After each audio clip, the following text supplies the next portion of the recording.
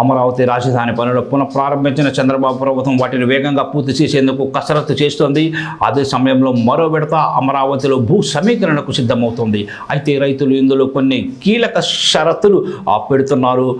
వీటిని అంగీకరిస్తేనే తమ భూములు ఇచ్చేందుకు సిద్ధమని రైతులైతే ప్రకటించారు. తాజాగా పెదకూరపాడు నియోజకవర్గంలో దాదాపు 10,000 ఎకరాల భూ సమీకరణ కోసం భూములు ఇచ్చే రైతులను పిలిపించి గ్రామ సభ ఏర్పాటు చేశారు. ఇందులో పాల్గొన్న రైతులు ప్రభుత్వం ముందు కొన్ని షరతులు అయితే పెట్టారు. ఇందులో ప్రధానంగా రాజధానికి తాము ఇచ్చే 10,000 ఎకరాల భూముల్లో ఏ నిర్మాణాలు చేపడుతున్నారో ముందుగానే చెప్పాలని రైతులు కోరారు.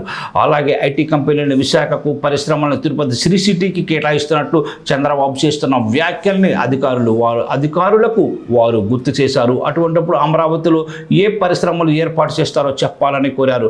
దీంతో పాటు తమ భూములు తీసుకుని బదులుగా ఇచ్చే ఫ్లాట్లు రైల్వే స్టేషన్, ఎన్ఆర్ రింగ్ రోడ్డుకు తూర్పు వైపున ఉండేలా ఇవ్వాలని పెదకూరపాడు నియోజకవర్గ రైతులు కోరారు. ప్రస్తుతం ఎకరాకి ఏడాదికి 60,000 కౌలు ఇవ్వాలని, దాన్ని ఏటా 10% పెంచుకుంటూ పోవాలని రైతులు కోరారు. వచ్చే నెల నుంచే ఈ కౌలు చెల్లింపులు చేయాలంటున్నారు. ప్రభుత్వ భూములు, ఆలయ భూములు కాకుండా రిజిస్ట్రేషన్ భూముల్లోనే తమకు ప్లాట్లు ఇవ్వాలంటున్నారు. రైల్వే ప్రాజెక్టుకు భూమి తీసుకుంటున్నారు కాబట్టి తమ పిల్లలకు రైల్వేలో ఉద్యోగాలు కావాలని కూడా రైతులు కోరారు.